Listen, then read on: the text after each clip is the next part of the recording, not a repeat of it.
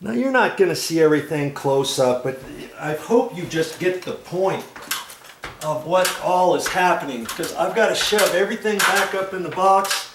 Here's my little adapter piece.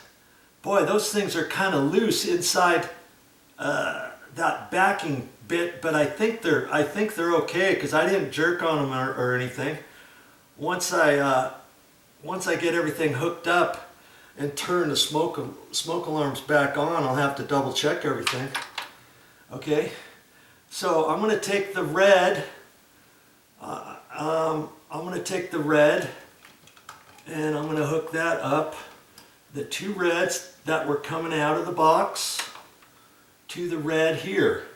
Okay, and I can just kind of turn it however I need to hold them all up there. And I stripped them back just ever so slightly so that everything will go up in there, all right? Okay, and I'm going to get it as tight as I can. Okay, then I'm going to kind of pull on things and make sure everything's on there, because sometimes the stranded wire has a tendency to want to come loose sometimes. Okay, so now I'm going to have to kind of finagle stuff up in there, and maybe before I do that I should hook up these other ones. Maybe I'll just hook everything up down here first. And even though the power's off, I still try to be careful, just on the off chance something goes haywire. It shouldn't. Okay. And with the reds, I stripped the wires back just a hair further.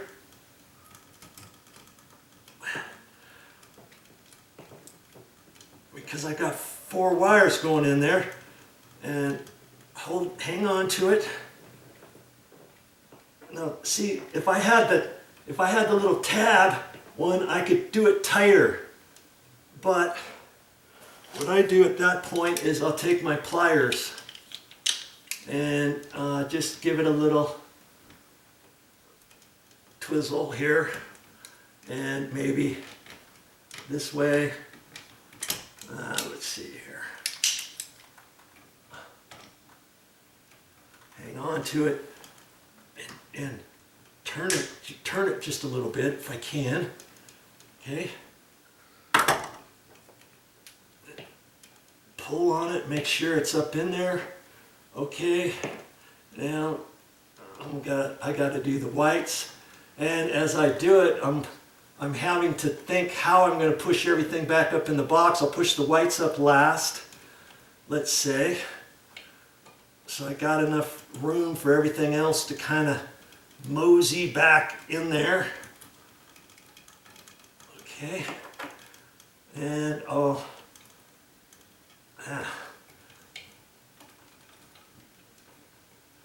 wonder if I should cut that one off just a hair. It just seems like it's a hair too long. Now I've got to re-strip that one. And on your strippers, you've got different marks on there for 12 gauge wire, 10 gauge wire, 14 gauge wire, and so forth, 16. Okay. Now, I've got the red wire nut here. Got to shimmy that up in there.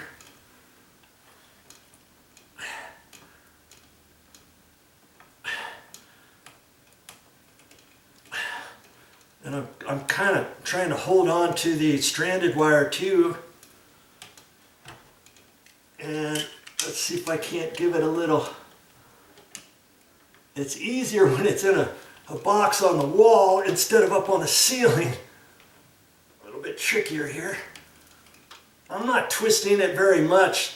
Some guys frown upon doing that. Hey, that'll break the inside or snap it off or whatever. Okay, so now I've got to get these wires back up in there. Okay, in such a fashion to where I can get the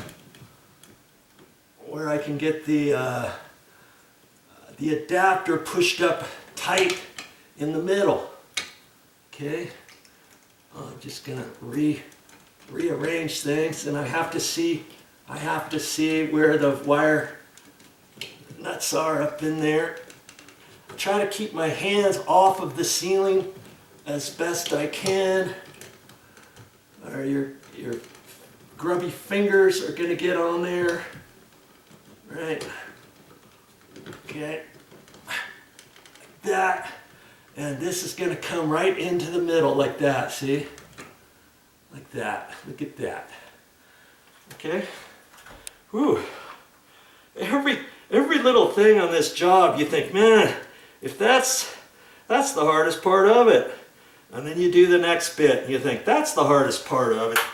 And there's never one bit that I love more than the next. It's just, once I get done with each thing, it's like, I'm glad that's over with, I'm glad that's over with, I'm glad that's over with. Okay, so now it's about putting that little cover on there, okay?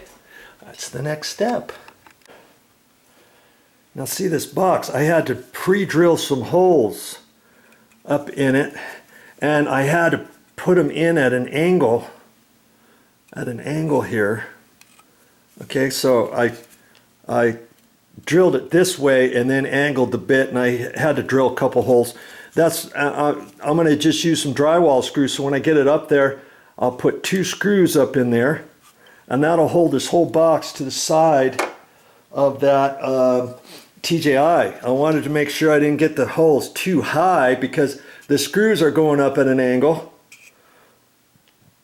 and I don't want them poking out of the top edge of the